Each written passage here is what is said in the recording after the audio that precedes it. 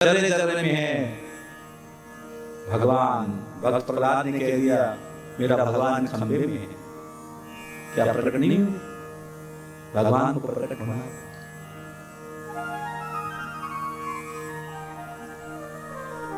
अब कल धुंधुकारी के प्रश्न में हम चल रहे थे भागवत जी में। अब श्रवण करें, आप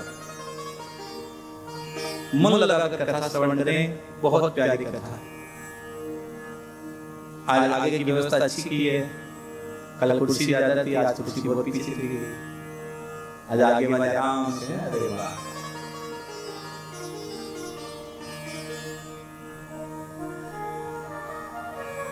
एक भाई का प्रश्न आया और सच है ये। हम श्राद्ध होता ना, श्राद्ध आप सभी सुनो जरा, बहुत गहरी बात। कि धुंधुकारी का प्रश्न है, वो प्रेत बन गया। गोकर्ण महाराज से कहा कि मेरे भाई मेरी मुक्ति कैसे होगी? कि तेरी मुक्ति होगी श्रीमद् भागवत कथा सुनने से। किससे होगी भाई? बोलो ना, मुस्कुरा कर बोले। ये देखो, ये ना कथा है, ये गोविंद की क्लास में बैठे हैं और इस क्लास में वही आएंगे जिस पर गोविंद की कृपा होगी। हम गोविंद की गली में बैठे हैं। हाँ,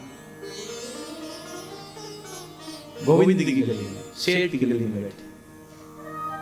जिसे तुम भूल गए उसे कौन याद करे श्याम, और तू जिसे याद हो किसे याद करे? वो किसी को याद नहीं कर सकता। तो उन्होंने कहा मेरी तेरी मुक्ति होगी भाई, तेरी मुक्ति होगी श्रीमद् भागवत कथा सुनने से।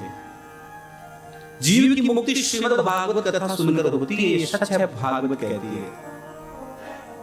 लेकिन एक बड़ा जटिल प्रश्न है।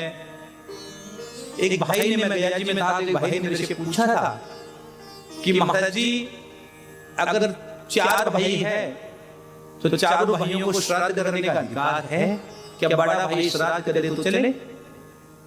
यह प्रश्न होता है कि महाराज जी 4 भाई है, क्या चारों को श्राद्ध करने का अधिकार है, या एक बड़ा भाई श्राद्ध कर दे तो चलता है? तो सीधा सा उत्तर है भाई। महाराज जी के उत्तर बताओ जरा। उत्तर वो है कि भाई एक छत के नीचे आप रहते हो तो एक जगह श्राद्ध का अधिकार है।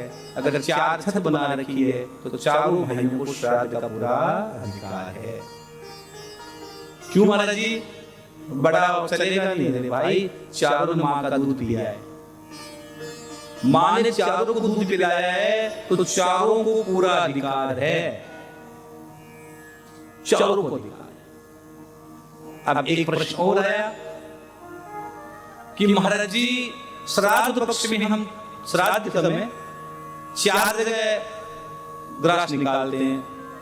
हाँ,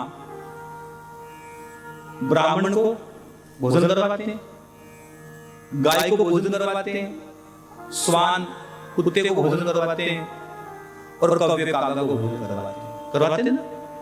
आगे श्राद्ध आ भी रहे हैं, तो 4 जगह श्राद्ध के भाग दिया है।